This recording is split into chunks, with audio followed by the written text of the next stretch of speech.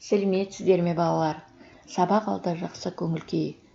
Қайырлы күн досым, қайырлы күн болсын. Бүгінгі күн біз үшін сәттілікке толсын.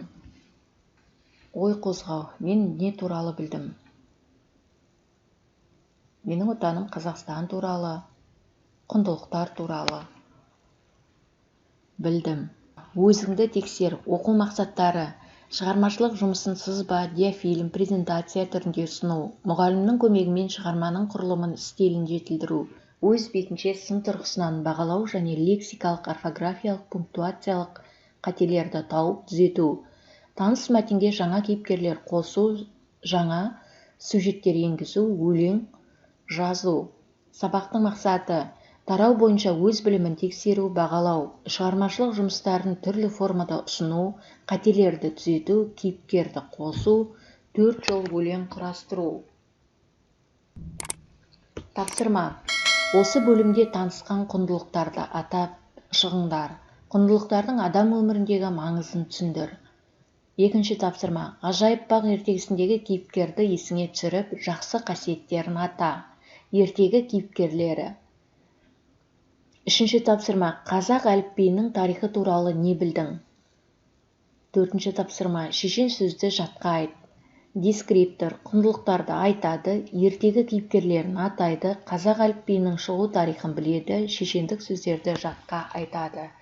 Барлығы 1 балмен бағаланады. Бесінші тапсырма: көп нүктенің орнына қажет сөзді тап. Үлкенге құрмет, кішіге ізет. Әдептілік белгісі иіліп сәлем бергенің. Алтыншы тапсырма: үлгіге қарап берілген сөздермен мағыналы тіркестерді құрап жаз. Сөз: тағзым, нысапсыз тәлім. Қажет сөз: қарт, тіл, бай. Сөз тіркесі: қарттың тәлімі. Сөз тіркестерін өздеріңіз құрап жазсаңыздар болады. Дескриптор: көп нүктенің орнына қажет сөздерді қояды, 1 балл. Мағыналы тіркес құрап жазады, 1 балл.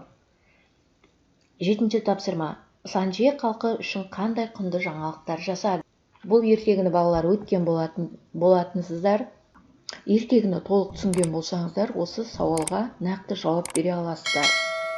8-ші тапсырма: сөйлемді толықтырып айт. Ғажайып бақ ертегісі. Көп нүктенің орнына тиісті сөзді қой. Ертегіден қария сөзіне риза болды. Яғни мына жерге көп нүктенің орнына сөз құрасыздар. Дескриптор: Санженің ашқан жаңалығын атайды, сөйлемді толықтырады. 1 балмен бағаланасыздар. 9-ші тапсырма: оқып үзінді қай мәтіннен алынғанын есіңе түсір. Бұл кімнің сөзі? Дегенмен көргендігінің аты көргенді-ау шіркін. Жақсылыққа жақсылық әр кісінің ісі деп халық тегін айтты дейсің бе? 10-ші тапсырма: көпті көрген қарт сөзінің мағынасы. Дана қария, көп жерге саяхаттаған адам, көз жанары жақсы көретін адам. Дескриптор: мәтіннің тақырыбын болжайды, 1 балл. Сөздің мағынасын табады, 1 балл.